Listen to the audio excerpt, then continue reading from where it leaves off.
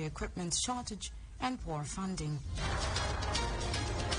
Akwa Ibom State Governor Pastor Moina expresses readiness of his administration to collaborate with any indigene of state in a position to draw development projects for Akwa Ibom.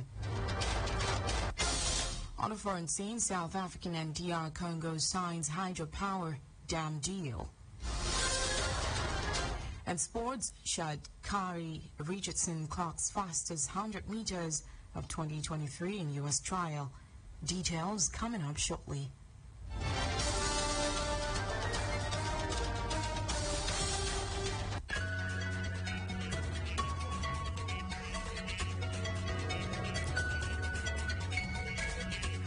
Good afternoon and welcome to the News on Planet Radio 101.1 FM Uyo. I am Rachel David White. We begin this afternoon from the national scene where President Bola Tinubu has formally asked the House of Representatives to confirm the newly appointed service chiefs.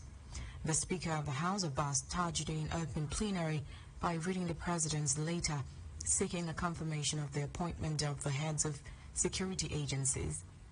On June 19, exactly 3 weeks after his inauguration, Tinubu removed all service chiefs in Nigeria and appointed new ones, whom he directed to resume with immediate effect.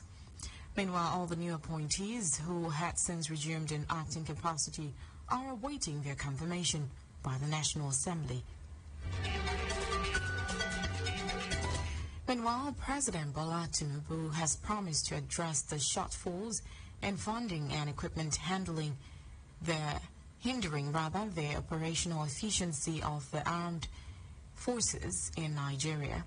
He made this promise during the grand finale of the celebration of the 160th establishment of the Nigerian Army held at John Mark in Inyenga Sport Complex in Ibadan, the Oyo State capital. Tinubu, who was represented by the Vice President Kashim Shettima, disclosed that the presidency was aware of issues of inadequate equipment and insufficient funding, among other factors affecting the operational efficiency of the armed sector. The president further disclosed that the Nigerian Army remained one of the strongest pillars of hope for the Nigerian citizenry, noting that despite her involvement in the governance of the country in the past, it had since 1999 subordinated itself to civilian rule and remained a highly professional force with high standing both regionally and internationally. The president therefore urged the Nigerian Army to always be guided by international best practices, especially extant humanitarian laws and rules of engagement while conducting their operations.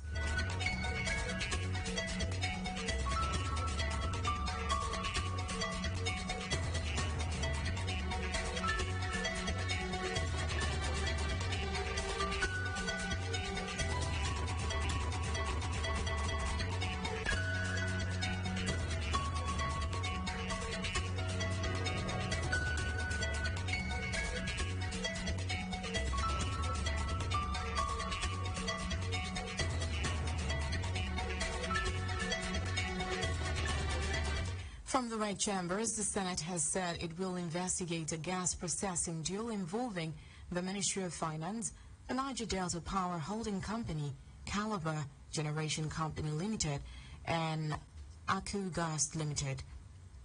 According to the sponsor of the motion, Senator Onyeka Mbasi, the gas supply agreement is disadvantageous for Nigeria, but the process of getting the country out of the agreement further plunged the nation into another problem. The upper chamber urged the federal government to ensure due diligence in the preparation and execution of transaction agreements with investors to avoid the scenario where the government is facing under the gas supply agreement with Aku Gas and several other entities. The lawmakers said the deal, which involved the sum of $10 million, is not a small amount of money. The Deputy Senate President, Baru Jibrin, subsequently referred to the motion for the Committee of Power when constituted to look into the matter. From the Green Chambers, the House of Representatives has warned public tertiary institutions in the country not to take advantage of the student loan policy of the federal government to increase tuition fees. This followed the adoption of a motion by Tessa Obo at a plenary in Abuja. The House also resolved to convene a legislative summit on student loans and access to higher education with all stakeholders in the education sector. According to him, the use of student loans and educational credit schemes in most countries of the world is often justified because it guarantees greater access to higher education for less privileged citizens. He said it was further predicated on the notion that education remained an investment in human capital, which in turn would promote individual development, economic growth, and national productivity. He said there was an urgent need to convene a legislative summit with all key stakeholders to develop a strategy to ensure the smooth implementation of the Act for the benefit of indigent Nigerian students. Back here, Akwa Ibom State Governor Pastor Moino has formally appreciated the People's Democratic Party, PDP, for their support, which culminated to his success in the 2023 general election. Speaking during a thank you visit to the party, held at the party's state secretariat in Atanafort, Uyo, the governor, who noted that thank you is not enough to express his gratitude for their efforts during the electioneering period, therefore assured that his appreciation will be evident on his leadership style. He pledged to run an all-inclusive government and ensure that more life-touching projects are initiated and completed in the state.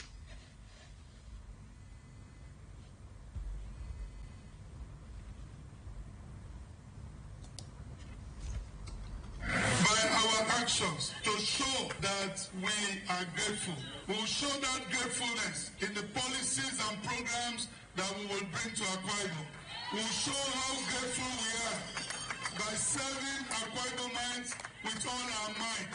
We will show how grateful we are by ensuring that we do our very best to bring development and to continue with the streams of development in Akwa Ibom. We will show how grateful we are by ensuring that this state continue to remain in peace.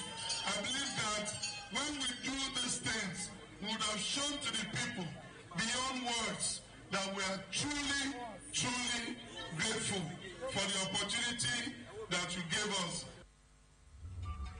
While stating that he will continue to support the party and remain faithful to the ideals of the party, the governor used the occasion to formally appreciate his political father and the immediate past governor of the state, Udom Emmanuel, for his support and belief in him. He promised to ensure that the party remains intact and does not disintegrate. The governor, who also used the occasion to urge appointees of the government to make their impact felt in their various communities, also announced that appointment of personal assistants will come from ward recommendations and pledged to ensure that women are given 35% in every appointment. He said for more support for his government and that of the federal government to enable him attract more projects to Akwa Ibom. To my boss, the man who handed over to me, Deacon Udom Gabriel Emmanuel, I'd like to thank him, and I know that even though he's not here, but he's a loyal party man, and for all that he did, all the campaign, all the work, everything he did to make sure that by the grace of God, our party succeeded at the polls. We thank him. I'd like to thank his beloved wife, our campaigner-in-chief. The former First Lady went with us to everywhere, and she had so much energy. All across the state, by extension, we thank all Akwa Ibomites across party lines. 354,000 votes cannot be a joke. We got the votes across party lines. Government House correspondent Jane Uwa reports that earlier in his welcome address, the state chairman of the party, Elder Ejikeme, had commended the governor for his outstanding performance in his first few months in office, stressing that the party was proud of him. He assured the governor that the party will continue to give him the needed support for him to succeed. With the Arise agenda, you are going to add value to what is already in place in Akwa Ibom State. And the party is ready at all times to give you all the support. And we believe strongly that with the way you have started, Your Excellency, in less than 1 month, we have started off 2 major projects. The one in Uyo, and a few days ago, the one in Sorobomani, Pesiko, Sultan. And I know it's going to be projects. We will soon start the process of total reconciliation for our brothers who were aggrieved, and some are still in court, some are willing to come back, and we've given instruction to all the party structures that those that are willing to come back should be allowed to come in.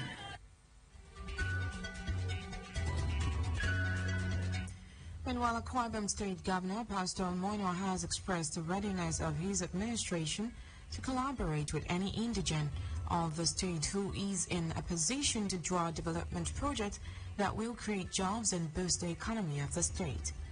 The governor stated this while playing host to a delegation of the governing council and members of the host community of the newly established Federal College of Education, EDEC, in Ibiano local government area of the state, led by the former Senior Special Assistant to immediate past President on Niger Delta Affairs, Senator Itainang, during a courtesy visit on him at Government House, Uyo. Governor Eno said politics should not be all about partisanship, but should be people-oriented and void of bitterness, rather, while gearing towards engendering socio-economic advantages for the constituents. The governor commended Senator Itainang for his efforts to secure the establishment of the Federal College of Education in the state. This, he maintained, will know no party but will be of enormous benefit to Akwa Ibom people in terms of education, job creation and other economic advantages, given the value chain it comes with. He thanked the delegation for the visit as he received a document of approval of the institution and requests for collaborations for possible expansion.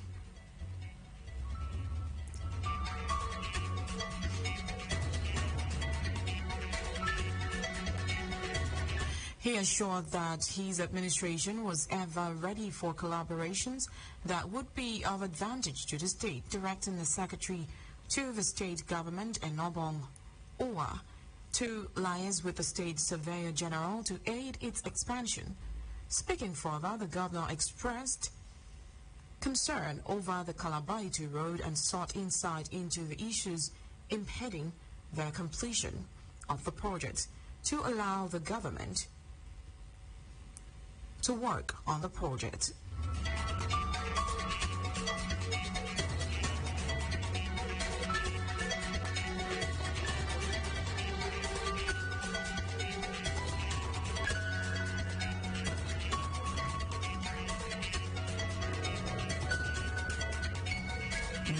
The problems that we have just crossing into Calabar. So anything we can do again that is legitimately acceptable and right and morally correct, we will do it so that we support and we get that road off. For me, it's not about who takes the credit. It's about getting something done and our people derive the benefit. I know that God in heaven, when He's blessing us in His record, will know who did the job. So anything that the state government will need to do, if you bring people in at the federal level, please keep bringing things back home. Let's collaborate together. Because when those things come, they are not staying in the air. They will need the support of the state government. And we'll support, and our people will derive the benefit. Earlier, the former Senior Special Assistant to the immediate past President on Niger Delta Affairs, Senator Itainang, had congratulated Pastor Moino on his swearing in as governor of the state and thanked him for receiving them. Enang also commended the governor for the respect of paying a visit to President Bola Tinubu to discuss Akwa Ibom issues and for the reception of the Senate President, Senator Godswill Akpabio, promising to reciprocate this by looping Akwa Ibom to the central government for the good of the state. Government House correspondent Jane Owa reports that Enang assured that the federal government is ready to kickstart the school in September to accommodate successful JAM candidates for the session.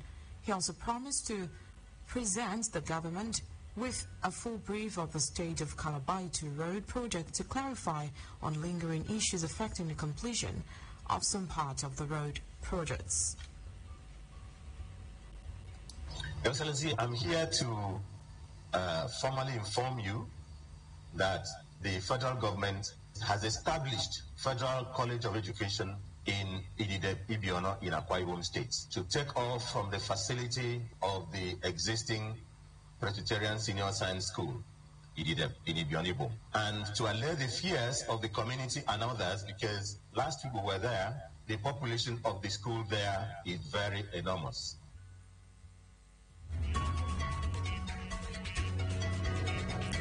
Away from that, following a call for peace and unity by State Governor Pastor Moina during the recent stakeholder meeting with the people of Ibana, Mbo, and East Nobolo local government areas, on the need for them to sheath their swords and maintain peace for the overall interests of the state over the mapping issue. Since the case was already in court, the paramount ruler of East Nobolo local government area, His Royal Majesty, Right Honorable Elder Ubon Hari John Eteto Ilile, is especially inviting the people of East Nobolo to a peace and unity rally. In a release made available to Planet News by the East Nobolo Peace and Unity Rally Planning Committee, the paramount ruler is also particularly inviting the member representing Ikorabasi and East Nobolo State Constituency, Honorable Salina Opatu, the chairman of East Nobolo Local Government Council, officials, the clan head of Iko, His Highness Chief Isaiah Okonko, village heads, stakeholders, selling group of complaints and companies, other corporate organizations, and women and youth of Obolo community.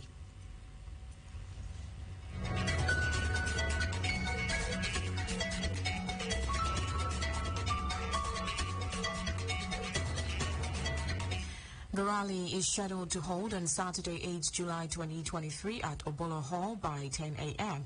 According to the release, the event shall feature Peace Carnival, presentation of the Peace Charter, cultural display, and media parley, amongst others. He therefore urged the people to come and join him in making commitment and join hands in making the commitment to creating a peaceful and conducive environment for the development of their land. You're listening to the news on Planet Radio 101.1 FM Oyo. Let's take a breather and then bring you more stories from our foreign, sport and entertainment scenes. Just stay with us.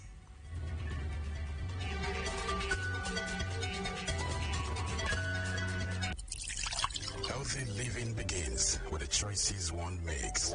Choosing to live healthy is the first step to healthy living. Join us Sundays 1:30 to 2 p.m. for Healthway, awareness for healthy choices.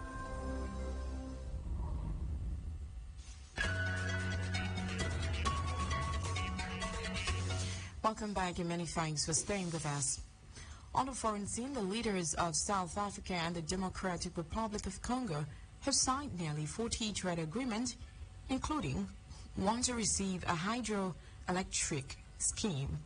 South African President Cyril Ramaphosa signed the agreement with his counterpart Felix Tshisekedi in the Congolese capital, Kinshasa. According to reports, South Africa is experiencing a massive electricity crisis with frequent power cuts. Meanwhile, the Grand Inga Dam project is a series of 7 proposed hydroelectric power stations across the Congo River. If built as planned, it would be the largest of its kind in the world. In sports, Sha'Carri Richardson has run the fastest women's 100-meter time of the year as she laid down a marker in her bid to qualify for the World Championships. The 23-year-old American clocked a time of 10 minutes 71 seconds in the heat of the U.S. Athletics Champions in Oregon. Richardson's time beat the 10 minutes 75 run by Marie-Josée Talot of Ivory Coast at the Oslo Diamond League last month. She also shaved 1/10 of a second off her personal best set to in 2021 at the Miramar Invitational in Florida. The 100 meters semifinals and final will be held today, with the top 3 U.S. sprinters qualifying for next month's World Championships in Budapest. On the entertainment scene, Afro-pop sensation singer Bella Shmurda is set to release his highly anticipated extended play EP titled D&D on July 26th. Reports say, following the release of his debut album, Hypertension, which amassed over 250 million global streams, Bella Shmurda aims to create a unique musical experience with this new project. Meanwhile, leading the EP release is the title track D&D featuring renowned Afropop artist Lil Kesh, produced by Reward Beats.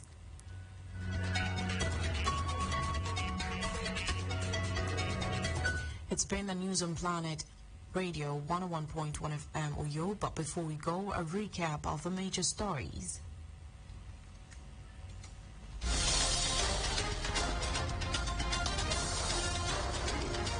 President Bola Tinubu has formally asked the House of Representatives to confirm the newly appointed service chiefs.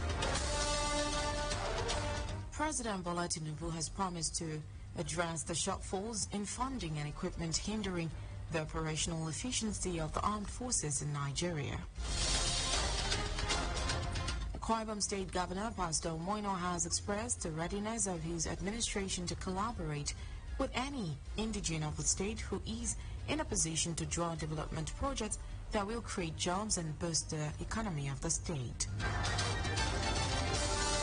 On the foreign scene, we told you that the leaders of South Africa and Democratic Republic of Congo signed nearly 40 trade agreements, including one to revive a hydroelectric scheme. And sport, we reported that Sha'Carri Richardson has run the fastest women's 100 meters time of the year as she laid down a marker in her bid to qualify for the World Championship. For comment and coverage of your newsworthy event, call our newsroom on 0812-770-2940. Visit our website on planet101fm.ng and follow us on Twitter at planet_101fm. Also like our Facebook page at planet101fm Uyo. The news was edited by Jane Owa. As we end the news, the bravest thing you would ever do is continuing to live your life. Even when you feel you want to die, don't be pushed around by the fears in your mind. Rather, be led by the dreams in your heart and the purpose for which you were made a living being in the first place. I am Rachel David White. Good afternoon.